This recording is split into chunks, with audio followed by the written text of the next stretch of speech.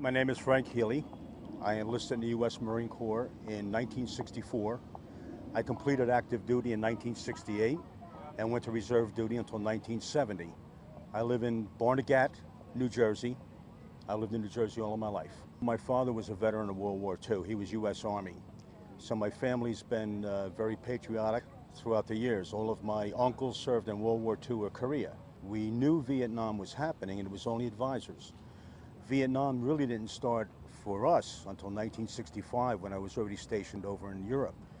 A friend of mine and another two friends of mine joined the Marine Corps, and I went along with them and enlisted. So it was basically patriotism at the time. But to be a Marine was to go into the best. We lived with the history of the Marine Corps from World War II. I was brought up on that in Korea and their valor and their courage there, and that's where I was going to go. If I was going to go, I went with the best. I remember the people. I remember the places I saw. I had a great time. I was stationed on sea duty, USS Springfield, 1964 to 1966.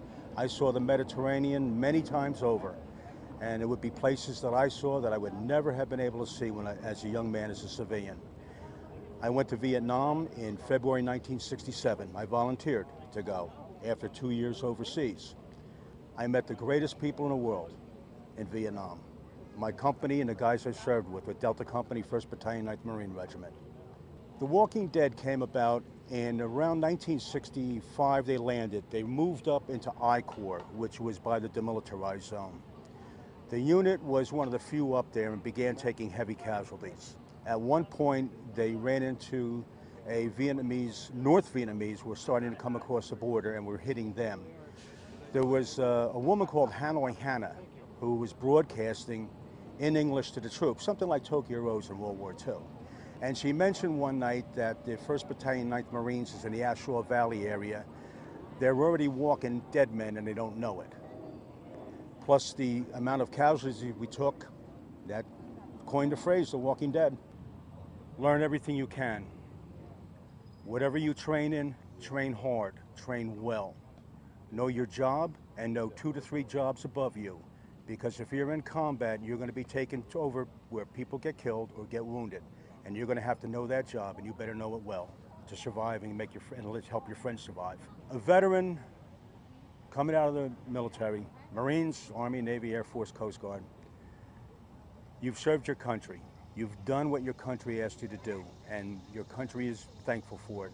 And for me, when I came home as a sergeant, my oldest son enlisted in the Marine Corps in 1989.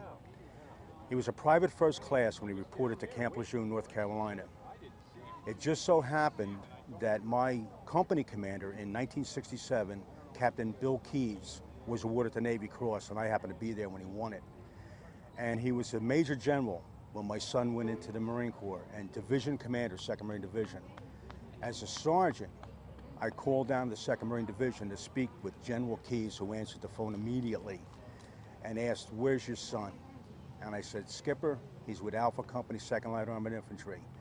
A 2-star general, Major General, went out, found a private first class, and had him up for dinner about a dozen times. My son came home and said, "Dad, I walked in his office with a PFC chevrons on and dirty utilities with colonels and everything sitting around. A general walked in, took one look at me and said, 'You're a Healy, I know it,' and brought me into the office and gave me a cold bottle of water in Saudi Arabia, sat down and talked to me like a father for an hour and a half. That's a veteran. They're like brothers to me, they're family. We lived together, we fought together, we bled together, and unfortunately some of them died with us."